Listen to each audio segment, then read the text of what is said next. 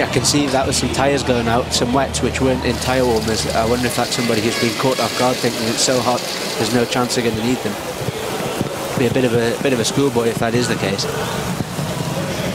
Well, I would imagine they've got time, even if they weren't ready in the tyre warmers, to bring the tyres out to the grid. So even if they're not there yet, they have time to do it. As I mean, essentially all you're going to do is take one set off, put one set on. You can't do an awful lot else. We're not in a Lewis Hamilton I need the wing repaired moment here, are we? No, but they were out of the tyre warming bag, so it makes you wonder whether they've not been put in before the start of the first race. Well, there's our Jimmy Jib operator on the inside of the penultimate corner. I mean, and you can see now he's got his waterproofs on. What on earth possessed him to take waterproofs out today? I mean, Harry, you know, it's all we can do to actually convince ourselves to wear shorts and a polo shirt here. It's been so hot, so he must be now feeling very, very pleased. He took it out with him, covering all bases. I think he's the smuggest man on the track at the moment, I would imagine. He's probably pretty nice and warm in there. Well, now then, as everybody shelters from a brief storm, and you can see actually how many people have brought an umbrella, so they're clearly aware. They probably understood the weather forecast they heard last night, whereas I certainly didn't. They're probably aware. Michaelis must be moving. No, there's something going on anyway. A new front bumper's just come out. As we look at the front at the start of the race, good start from Menu, but look at the wheel spin. As he gets into second or third, it just sort of lit up the tyres, and he almost stood still, respected to how the BMW was pulling away. Lots of smoke there from, was that Freddie Bar? Oh yeah, Mikkel Nukia. It's still an element. A lot of these guys haven't done very many starts with this new engine format, and with the way the boost comes in, it's so aggressive that it's really, really easy to spin the wheels up. Just seeing something I've never seen before, a safety car backing up along the main straight as we watch the start again, and as we expected, but much more dramatically. Now let's watch Michaelis. He comes behind Via. No, he's just missed his braking, and he's locked up from long before he hits Via, gets into Via, tags Coronel on the way through, and clumps poor Christian Poulsen out of the lead of the race. That looks pretty heavily damaged on the front end there, but it depends, as long as it hasn't punctured any radiators. Well, that's the thing though, so we saw it in the pit lane, and the radiator was definitely banana shaped, like he'd run into a tree, but it wasn't hosing fluid out. Look at the big lockup there all the way down the inside. That it almost looked like there was a mark on the wheel, a mark on the road from the wheel rim. I wouldn't be surprised whether Norbert's probably come down the outside there, and perhaps he's just been caught out by Villa braking slightly earlier than he thought, and that's just pushed him. He's just clipped the back of him and pushed him onto the grass. Well, I wonder if maybe he had a left front tyre instantly deflate.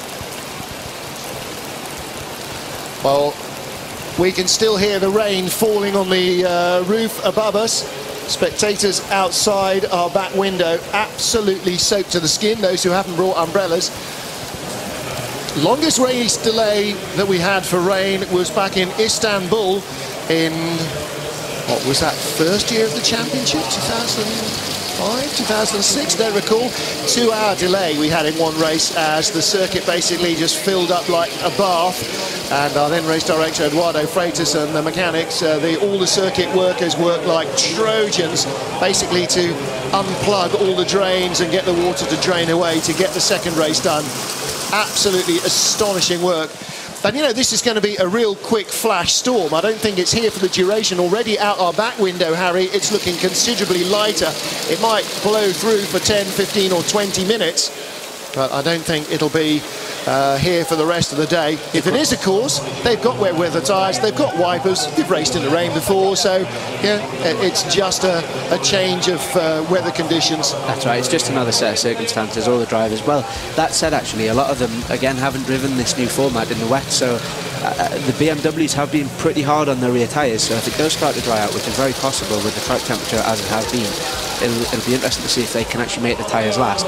And not to mention the fact that all that boost coming in from the back end will probably make those BMWs with a dry setup pretty hard to drive. What we've also seen in the rain before is that the turbo diesel Seat tends to come into its own as it gets the most heat into its tyre and seems to work best.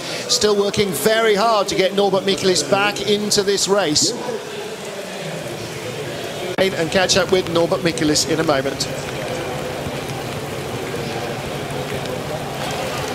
Well, race still suspended here as the rainstorm continues. Norbert Michelis, his car in the pits, being worked on hard by the crew. Let's catch up with the latest. Norbert, the team are working fantastically. Tell us what happened first of all. Yeah, I made a good start. I just went up on the inside because I just thought that there is the most safely. But then Mehdi just went onto the brakes 3 meters before the braking point, and I just wanted to avoid him, but obviously I hit him and I went onto the grass and then just hit Christian. I've just been told your accident is under investigation.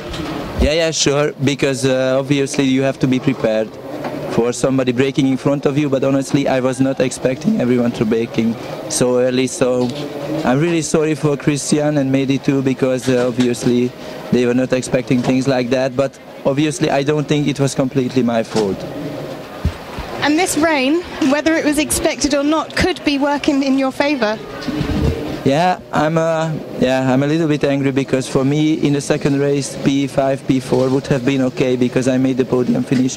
So I did not want to take too much risk, but obviously these kind of things usually never happened to me before, and I'm just really sorry for everyone because obviously for the second race we have no chance. Thanks. We saw a crew member there with a brand new radiator, and well, what he's saying is that essentially everybody checked up in front, caught him by surprise. He was still hard on the loud pedal when they were all getting off it and onto the brakes, and in that split second suddenly you gain 2 or 3 car lengths, and that's the only gap that's there. It's like when somebody in front of you on the motorway stops hard, then suddenly, you know, you're half a second behind him or a quarter of a second behind him in reaction time, and that's enough to wipe out the gap. That's it. If you look at how close they are as well going in that first corner, if someone did that on the motorway, you'd have absolutely no chance. And he almost avoided it. He just tried to go at the right, and that's pretty much how he ended up on the grass. So he obviously, you can see he feels a little bit embarrassed, but I don't think he really should be. These things do happen. I agree entirely. A racing incident. Car 5, which is Norbert Michelis, being investigated from the start. Also cars number 21 and number 4. Now number 4 is Alexei Dudicalo. He is in 17th place. Car number 21, Fabio Fabiani. Now Fabiani started on the back row of the grid and came through in 5th place after the rain. So he may not have heard that there was a red flag and passed an awful lot of people. He may have gone off somewhere and come on an awfully long way further back and made up several corners, but I'm not quite sure how Fabiani managed to do that. But in 5th place as they got to the line, either that or he just somehow managed to handle the rain. So it could be perhaps, I don't know, maybe it is a sign that because his is the normally aspirated BMW, the only one on the grid, so maybe that all the turbo cars, this will be the first bit of wet running they've done. Perhaps all the drivers are struggling and maybe spinning off and, you know, just struggling to get round to the start again. Well, it's still raining, but it's not coming down in stair rods as it was before, but it is consistently raining. If they can do anything to get that car back out, then they really will do for Norbert Michelis. As you heard him say, very disappointed. Anywhere in the top 6 he'd have been thrilled with. I genuinely think he had a car that could have been on the podium again, but you know, these things do happen. You can see that even the exhaust at the back had been shunted from behind as he got collected by somebody else as well and going off. He's in the pit lane. Mehdi Banani was in the pit lane as well. So those guys, when we restart, will be right at the tail of the field. Unfortunately, we have already had a couple of laps, so this is the end of lap 3. Whether they'll count it back one and give us 10 more racing laps or only 9, we'll have to wait and see. Not quite sure on how that one works. It seems to be lightening up quite a lot outside as well. And if it does stop, like we said before, there's the majority of this race to go, and I'm pretty sure it'll dry up pretty quickly. There's a lot of water on the circuit, but I'm sure there'll be a dry line before the end of the race. Yeah, absolutely, particularly with the wet weather tyre starting to move it offline, and the sort of coarse nature of the track as well should help with that a little bit as well, because there'll be lots of holes for the water to go into that don't affect so much of the grip that you get from the tarmac. Well, again, look at the start. Alain Menu gets away well from the outside the front row, but the BMWs, well, Banani didn't start well. Coronel had to go around him. Michelis initially outside of Menu, so he gets by into 4th place, and then, well, there's no dramas at the start apart from Montero barely moves at all, does he? He's being left. Look at the BMWs, 3 wide at the start. Coronel with the inside line. Michelis is outside Menu.